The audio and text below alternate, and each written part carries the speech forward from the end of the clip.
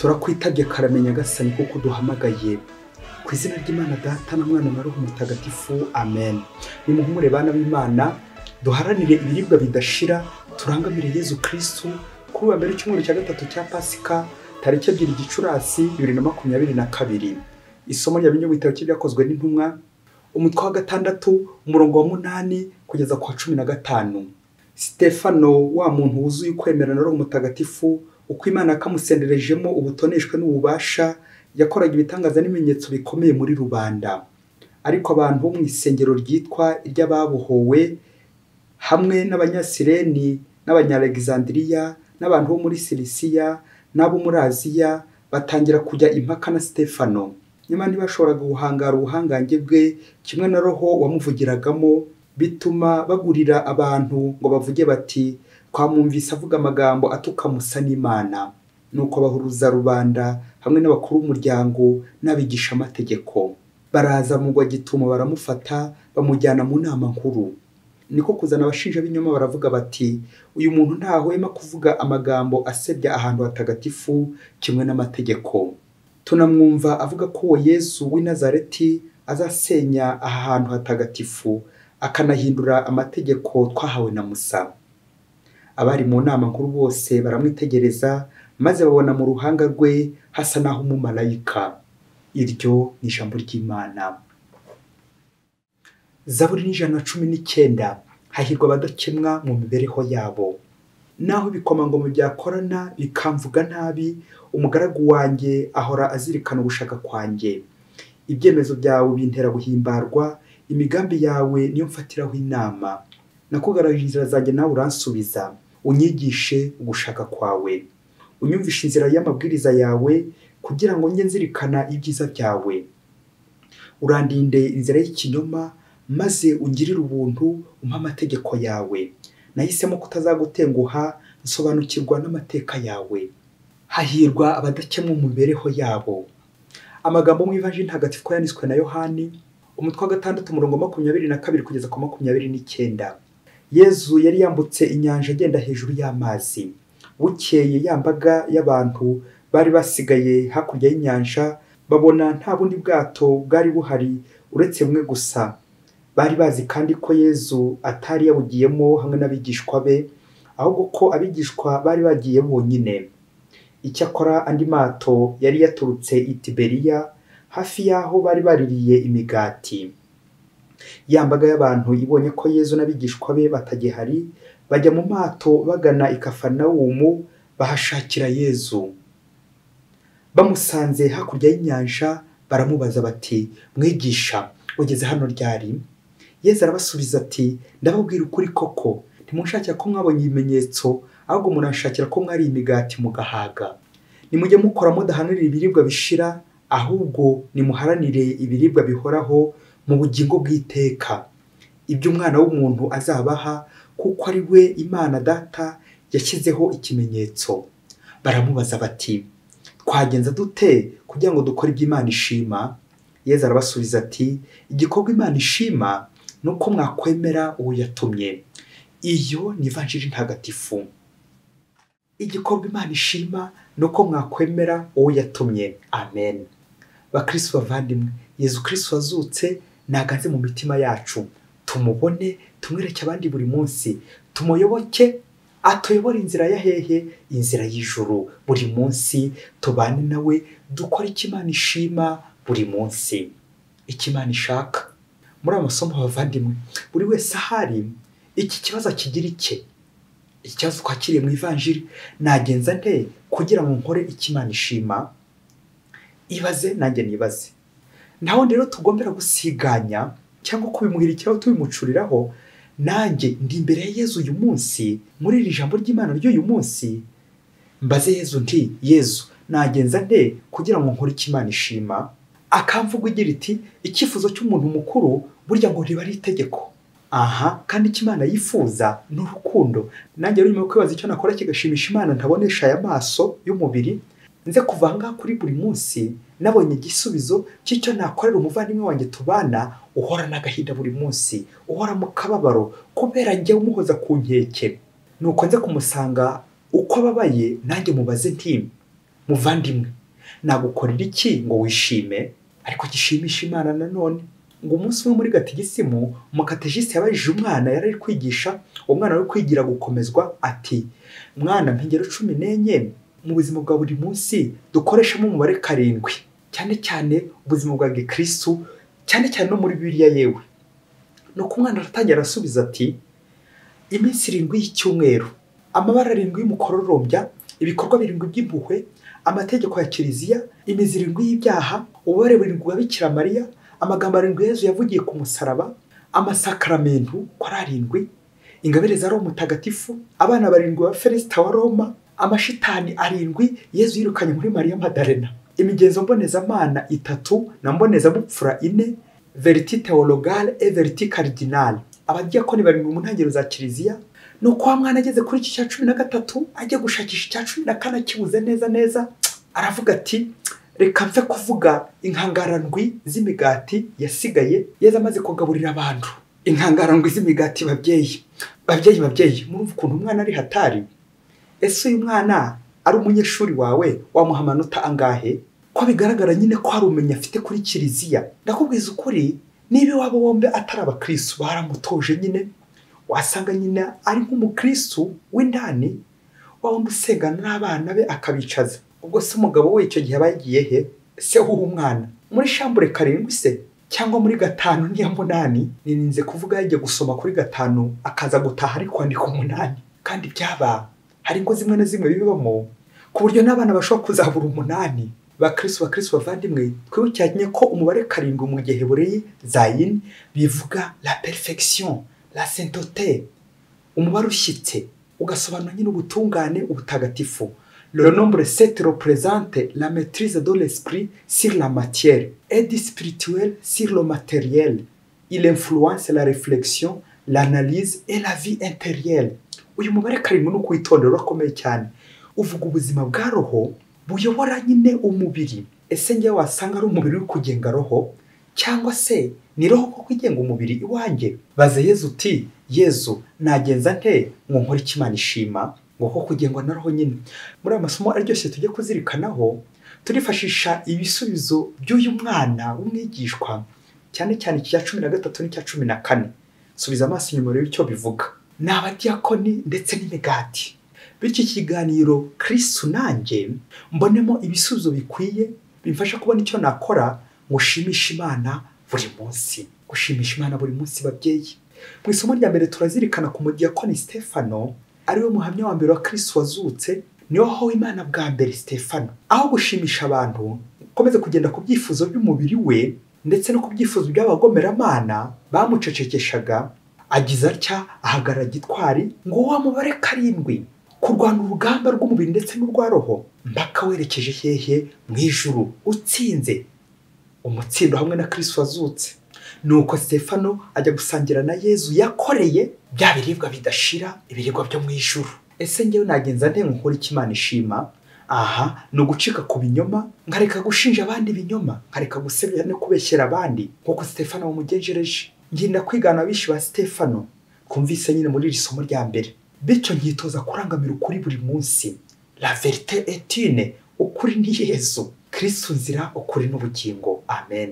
Bityo ibi uyu muririmbyi wa Zaburi yaririmbye none nanjye bikanyuzurizwaho ati, hahirwa abantu badakemwa mu mibereho yabo. Amen. Kuba rudakemwa uzira amakemwa, nuko unyuze hose ukagenda wemye ntacyo wikanga, kuko nyine uri kugenda ukora neza wigana Kristo, umuhamya wa Kristo. Yezu ngiye nagenza nte kujya nkora Imana ishima? Iki kibazo no mu ivanjiri cyabajwe Yezu abigishwa be. Abayahudi benshi bari bamukurikiye, amaze kubagirira impuhwe akabagaburira imigati, ya migati 5 y'amafi 2, ibyo bintu 7, bakarya bagahaga bakanasigaza yewe. Bo rero bakomeje kurebera Yesu mu migati, akaba umwana were kinyenyeri mu kirere, aho kwireba ahubwo gasigara yirebera urutoki ruri kwimwereka. Nibyo rero byabaye kuri Abayahudi, aho kurangamira Kristo ubaha umugati w'ubugingo ngo bamubonemo umukiza n'umucunguzi, ahubwo bari kumubonamo imigati dini, ndetse bakaba nifuza no kumwimika ngo ajye ahora akomeze abihere kuri iyo migati. Nibwo Yesu abibukije cya gisobanuro cy'umubare 7, la maîtrise du spirituel sur le corporel. gutareba hasi gusa ahubwo hejuru kurangamira Imana, kudatwara n'uyu mubiri gusa uhita urya ibiribwa bishira, ahubwo roho akaba ariyo iyobora. Ubwo Yesu yagize ati nimujye mukora mudaharanira ibiribwa bishira, ahubwo nimuharanira ibiribwa bihoraho mu bugingo bw'iteka. Amen. Nibwo rero mubaje ikibazo natwe turi gukomeza twibaza tuti twagenza dute kugira ngo dukore ibyo Imana ishima. Iki gisubizo Yesu yahaye aba Bayahudi natwe tukigendereho tukagihuza n'ubuzima bwacu tubamo buri munsi, twabaho neza pe, twabaho neza turangamiye ijuru, kuko twaremeye nyine kuzacya mu ijuru. Nuko Yesu agasubiza ati igikorwa Imana ishima nuko mwakwemera uwo yatumye. Amen. Kwemera Yesu Kristo. Iyo Yesu amaze gukora ikimenyetso cyangwa igitangaza, aba yifuza ko numara kubona icyo gitangaza ukurizaho kumwemera ndetse no kumwemeza abandi, kumubera umuhamya nka Stefano. Nukubara kugeza kuri 7, bityo imvugo yanjye n'ingero yanjye, mbese ubuzima bwanjye bwose ngayoborwa na Roho Mutagatifu, ngahanira ubutungane, ndwana intambara ya buri munsi, dore ko umukristo aruhora ku rugamba rwa buri munsi nyine arwana n'ikibi. Bavandimwe Abanyarwanda bati umubiri ubyara udahatse. Hari ubwo twita ku mibiri yacu kandi byiza pe kuyitaho, ariko hari ubwo tubwira ko turi kwishimisha, tukirinda kwibabaza, tukayiha ibyo yadusabye ngo icyo umutima ushaka ngo wuhe, bityo aho gushimisha Imana tugashimisha imibiri yacu bwite, tugashimisha abandi abantu. Aho gukora icyo Imana ishaka tugakora icyo umubiri ushaka, twoka ku irari ry'umubiri, ingeso mbi, bikaza kurangira duhombye ubugingo bw'iteka, tubuze Imana, duhombye kuri bya biribwa bidashira, la vie éternelle, tukaba twabura Yesu. Kandi byaba ese ngiye nikanganya nshira nka Stefano ngo ntange ubuzima bwanjye, ntanga urugero rwo kwibabaza ngo abandi bashishe, abandi babeho neza. Ngo umunsi umwe hirya kure cyane muri Afurika, ngo umugabo n'umugore bakundanaga cyane mu rugo rwabo, bakomeye pe kandi bakize. Nuko ngo bakanywa kandi bakarya by'agatangaza, icyo kurya n'icyo kunywa nticyari kibuze iwabo. Ngaho mukungu na Lazaro waryaga by'agatangaza. Nuko uko bajyanaga ku ikabare bagasohokana umugabo n'umugore, bikarushaho kubashimisha, kuko nyine umugabo yifuzaga guhora ari kumwe n'umugore we, atari urukundo gusa rumuteye, ahubwo yahoraga amukeka ko umugore yaba amuca inyuma, bityo akamuzirika, nanjye kuvuga kumuzirikira ku katsi, bakajya bajyana aho agiye hose badasigana, no mu ikabare hose bakajya kurya iraha uko babyifuza muri uwo mudamararo. Ngo umunsi umwe umwana w'imfubyi wo muri famiye y'umugabo baza kumwirukana ku ishuri, nuko aza gutakira umugabo w'umukire ngo murwaneho asubire ku ishuri. Nuko wa mugabo kubera ko yari yasinze, atuma ku mugore we ngo aze amutume kuri uwo mwana. Nuko wa mugabo atuma umugore we ngo abwire wa mwana ngo iby'ishuri abihagarike abireke, kuko ngo nawe atize, ngo kandi akaba afite amafaranga akize, ngo bityo ajye kuragira amatungo ahagarike iby'ishuri. Tekereza nawe ko umugore agiye kwifora intumwa nyine y'umugabo we imbere y'umwana w'imfubyi. Nuko byakurijeho turaza kubyiyumvira uko uyu mugore yabigenje imbere y'imfubyi. Nuko hashize iminsi wa mugabo nawe umugore batangira gushwana, ibaze nawe icyo bapfuye, kandi mbere bari bariho mu munezero, nanjye kuvuga udashira, ntibongera kuvugana na rimwe. Icyari gitumye bashwana rero ngo nuko umugabo we yarasigaye ajya mu ikabare wenyine, umugore yarafashe icyemezo, yarahakanye ko batazongera kujyana. Nuko umugabo atangira amucyurira ko hari umugabo w'umuporo wamucyuye, usigaye umuca inyuma, akaba yaramubujije inzoga. Nuko umugore muri ako gahinda nyine, nuko umugabo muri uko kutumvikana n'umugore akomeza ya mirimo ye yo gusinda, bigeraho bashwana burundu batongera kuvugana, benda gutemana neza neza umugabo n'umugore. Nuko wa mugabo afata umugambi ko agiye kwirukana uwo mugore amwohereza iwabo, ubundi abonereho gusaba gatanya. Habura umunsi ngo umugore ajye iwabo, ajye ku ivuko. Nuko haza kuza wa mwana w'imfubyi, mwene wa mugabo, maze asanga ari umugabo wenyine uhari. Nuko aragenda aramubwira ati mubyeyi mwiza, nabuze papa na mama, ndiheba ndiganyira ko ntazongera kwiga, ko ngiye kuba indara, ariko mwarangobotse mumbera ababyeyi beza, wowe n'umugore wawe. Wa mugabo atangira kugira ubwoba ngo asanga ari ironi, ngo ni nko kumuca umugani.